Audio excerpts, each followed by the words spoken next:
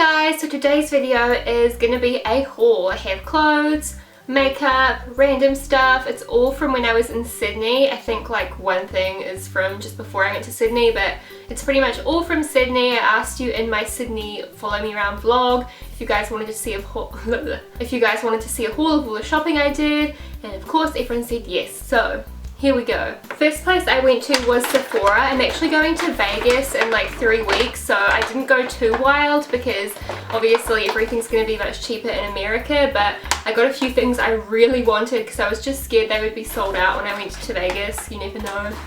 Everything in here is kind of mucky and dirty because the girl from Sephora very nicely gave me a foundation sample, but I don't know what happened if she didn't screw it on tight enough, but it like exploded. This is one of the Makeup Forever foundations, so everything in here is like covered in foundation, which is a little unfortunate, but what are you gonna do? That's traveling for you. I'm just grateful that my Becca highlight didn't smash, so I picked up the Becca Jaclyn Hill Shimmering Skin Perfector. There she is on the back there, looking good, girl. I just really knew that I wanted this. I really knew, I don't even know if you can really know something, but I really knew I needed this because I tried Shannon's one from ShanXO and also Crystal from Crystal Conti when they were visiting me, and it's just an amazing colour. I hear kind of mixed things about it. Like I've heard a few people say, oh, I prefer the other shades, but I have Moonstone, the light one, and while it's really nice, I don't reach for it a ton because all my highlights are that kind of tone. They're just like a whitey based highlight. And I love that this has got kind of like a rose goldy base to it. It's what I'm wearing today. I don't know how well my highlight's going to pick up. I love it so much and I'm so happy it didn't smash. I probably won't take it traveling even though I love it. It just sucks because I hear they smash super easily. Like look at that, I just touched it and it's such a gorgeous pigmented shade. I also picked up the Makeup Forever Ultra HD Invisible Cover Foundation. Time it! Oh my god. Can you turn it down a bit please? As I was saying, I got this in the shade 375 and I was actually going to get a darker one. I'm glad I got this. I thought it would kind of be like a 1 coat of tan colour, but it's definitely a 2 coats of tan colour. I'm not wearing it today because I'm not like super mega fake tanned, but when I was in Sydney I wore it to one of my events because I had quite a deep tan on. I don't tan all the time, and like half my videos and photos I'm not wearing any tan, but for special events I do tan, and I usually go for high coverage too if I'm going to like an event. I just hear a lot about this foundation, so I got it. I know this is the reformulated one, which is supposedly not quite as good. From what I've noticed so far, it's still really full coverage and it sat really well on my skin, so I have no regrets buying it. I think it's really good. One thing I do want to try in America is the like stick foundation. I was with another blogger, Victoria Nuns Beauty. I'll link her down below. She's amazing. You guys should go follow her. And we both got this powder. It's so famous on YouTube. Everybody uses it. I was going to get the like cheaper alternative that lots of you suggested to me, but I saw it there and I was like, oh, what the heck, I may as well just get it while it's sitting right in front of me, because how many times in my life is it going to be sitting right there and it's in stock? So I thought I'd pick it up.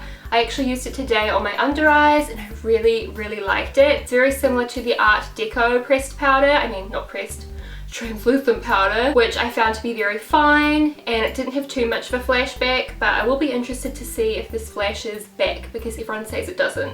I think that was like $60-ish. I'll write all the prices down below. It would be Australian dollars, but if anyone is wondering. And the last thing I got from Sephora is this Clinique Anti-Blemish Solutions liquid makeup. I was gonna get the like BB cream for I think it was anti-redness though, and I wanted to try the anti-blemish one because you guys know I have a few blemishes around my mouth area quite a lot.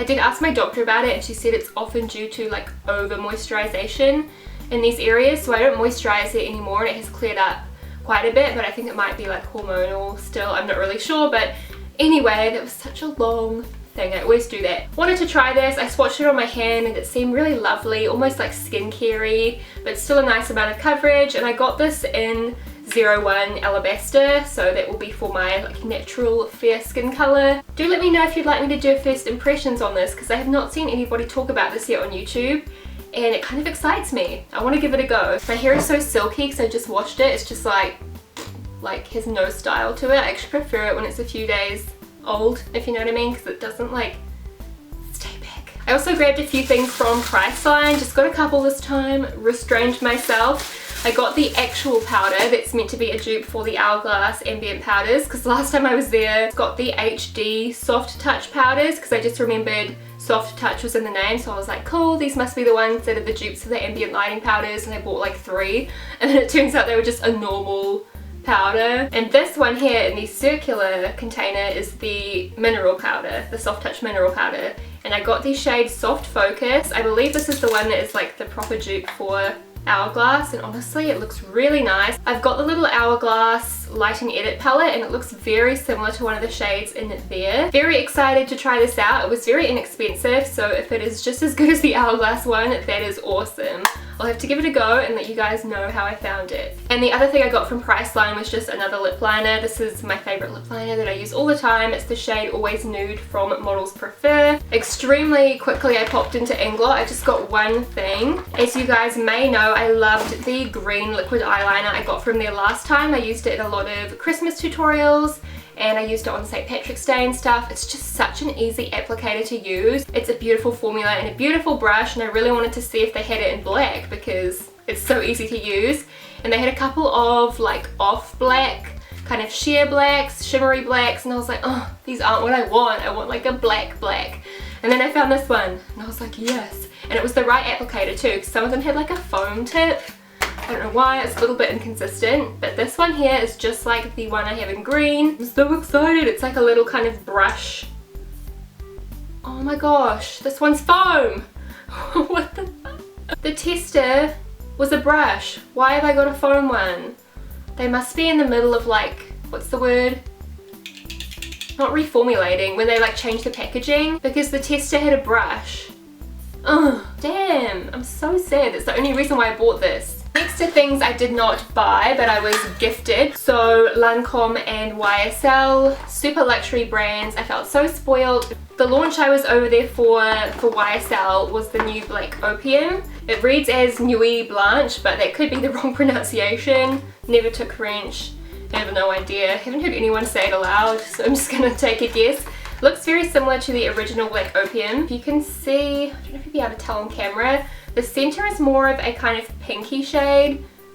It's looking orangey on camera for some reason. Plus the lid is silver instead of black, and it actually smells quite a lot different to the original Black Opium. It's a lot more floral, really nice, and it's not often you get like a nighttime floral, if you know what I mean. Like you can get sweet, very musky scents with like a hint of floral, but this is like mainly floral. It's really hard to explain without you smelling it, but overall it smells good. And then from the Lancome event, oh, I have to show you guys this invitation. I honestly want to frame this. How cool is it? I love the invite. It's got like a gloss to it, just very like pop art. I love it. It's got little lemons on it. And this here is the product the Lancome launch was for. It's called the Juicy Shaker. It's like kind of a lip oil product, and it's replacing the Juicy Tubes, which are a very renowned product for Lancome, but this is kind of like a more modern twist on them, which I far prefer. I'm actually wearing the apricot one today. I think it's called Apricot Cute, and it's more of a lip oil. They're very moisturizing and not sticky. I'm not a big gloss person, but I like these because they're just like almost like a balm. It's not sticky. And the PR bag was really cute. They gave us like a cocktail shaker and some lollies, which are in the kitchen. They're pretty much all gone anyway. If you want to see them, I'll link my Sydney vlog down below and you can see the proper like event launches for these products. But the two shades I got are called Mangoes Wild and Apricot Cutie. This is the one I'm wearing today. So if you're wondering what's on my lips, that is it. You just kind of like shake them up, and then the applicator is a little sponge, and you can kind of do like an ombre look if you put it right in the middle, or you can kind of use the tip, which is what I do because I don't have like really big lips or anything. So I like to have an even wash of colour. Oh, they smell so good. They're all scented different. Obviously this one's apricot. Oh yeah, that's definitely mango. It's just really fun, and the event was cute. They had like matching cocktails to the little products and stuff. It was very cool. So I'm excited about those. I might actually pick some more up when I'm in duty free because I'm really liking them. They're very nourishing. And then also from YSL, I was ridiculously spoiled. They gave me the entire Rouge Volupte Shine range, which is ridiculous, and the packaging on these is like, ugh. As you would know, I'm a big fan of the Rouge Voluptes. I'll do some swatches to show you guys. As you can see, they are very sheer, so kind of like the Juicy Tubes in that sense. They're kind of a moisturizing product, but a luxury moisturizing product, and just the packaging is to die for. So I'm incredibly lucky to have been gifted all of those. I'm definitely going to be displaying these babies because they're so gorgeous. And of course, let me know if you want swatches, but honestly I don't know if that would be that beneficial because they are quite sheer. But I will definitely do it if you guys, you know, want me to. It's just a question of if you want me to. Alright, that's all the beauty done. Now onto clothing. I went to Zara. I actually got this shirt here that I am wearing. It's just a cropped shirt. It only comes to here, so it's just a crop length and it's got daisies on it. I absolutely love it. It's actually a black base. Oh, did you just hear my ankle click? That was like ruthless. It's just a black base instead of like a navy base. And most shirts with daisies have navy on them and I hate blue. And I just love t-shirts this style that have like a high neck here but they're not like constricting, and a cropped length. I just think they're really comfy, so easy to chuck on, flattering. And this one here was only $12.95. It's the same kind of style as the one I bought last time I was in Sydney from Zara, and it had fries on it if you guys remember that. I think they make tons of them, but they're actually really nice prints. I can always find something I like in theirs. And the other shirt I got from there was only 20 something dollars, but it was 50% off on the sale rack. This one's also a crop top. It's got like a little hole at the back just for some detailing. And it's basically just a plain black crop, but along the bottom it's got these gold little eyelets. I also got this jumper here, which is just from General Pants Co. It was, I think, $70. It was just one of those things, you know, when you're kind of running your hand across the clothes racks and just looking. I felt the fabric and I was like, oh, Tori, feel this fabric. Like, it's so soft on the outside. It's almost like fleecy. And then on the inside, there's like hard out fleece. It is so soft and comfy. It's by the brand Neon Heart, which I haven't heard of before, but it's just a big, slouchy, kind of 90s style jacket where it's got that like jumper where it's got that band along the bottom, so it kind of comes in. And lastly, I did an order of Peppermayo. It's actually been ages since I went on a clothing boutique like this, you know, these kinds of ones like White Fox Boutique, Peppermayo, because I kind of thought they wouldn't have anything that I liked, but there's such a big range on there. I was actually looking for clothes to wear to Sydney, but then I left it too late to order, so I've got these two new dresses now. I think I'll definitely save this one here to wear to Vegas. Ruched dress. It's got a kind of similar detailing to that black crop top I just showed you down the side here, but it's not super slutty because it's just a little bit.